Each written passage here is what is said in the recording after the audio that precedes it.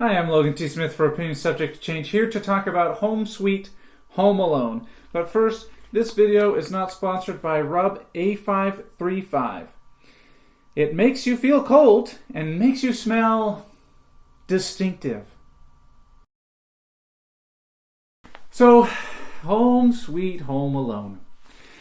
This one's going to be a little different. This review is not going to be spoiler-free, and it's going to make some fairly direct comparisons to Home Alone. Now, Home Alone is very likely my favorite Christmas movie. If it's not my favorite, it's really close. I haven't gone through and, checked every Christmas movie out there to try to rank them, but Home Sweet Home Alone is not even going to be anywhere near. It will probably be one of my least favorite Christmas movies of all time, forever. Partly because other ones that might rank I just won't watch. Now, with Home Alone being one of my favorite movies, I did want to watch Home Sweet Home Alone to see what they decided to do with it. And as I see it, they decided to do the most important things wrong.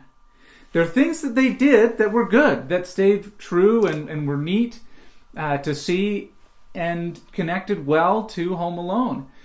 But the most critical parts, there's two main things that they did in Home Sweet Home Alone that made it absolutely terrible.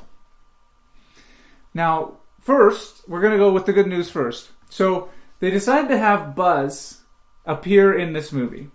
And Buzz, if you remember, is the older brother, big jerk, that Macaulay Culkin's character goes into his room, climbs up his shelves, breaks all the shelves, steals his money, all that kind of stuff.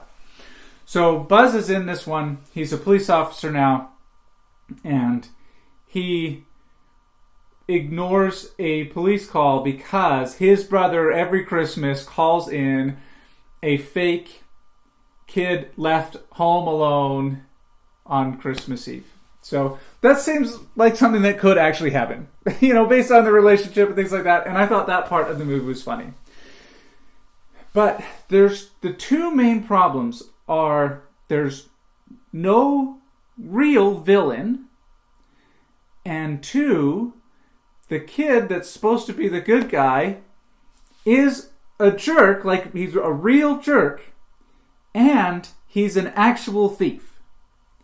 So he's an actual thief.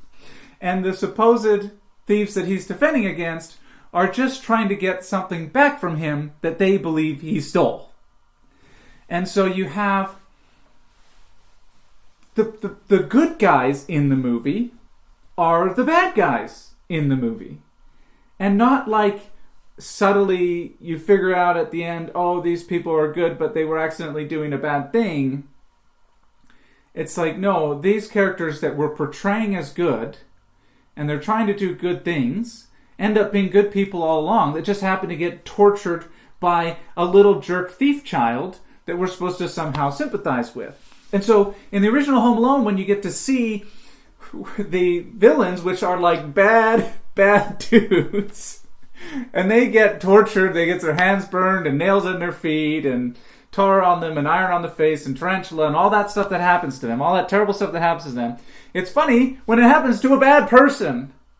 But when you do those terrible things to good, sympathetic people, it just feels yucky. So for small children that don't understand the plot of the movie and what's happening, they're still going to get laughs when these people get hurt because it's funny to see bad things happen to people sometimes. But the things, for me, watching Home Sweet Home Alone, the bad things happening to these characters is much more like in Jurassic World with the character Zara, who is the assistant that ends up taking care of the two kids because the actual aunt can't be bothered. And she has a horrible death in Jurassic World that she doesn't deserve because she didn't do anything wrong. And that's what Home Sweet Home Alone feels like. They have this really fairly good people trying to do something that's justified. They're not doing things the right way, but they're doing something that's justifiable to try to save their home from being foreclosed on, or having to sell their house. And so they're the sympathetic characters, and then they're getting picked up by pteranodons and fought over in the air and then eaten by a mosasaur.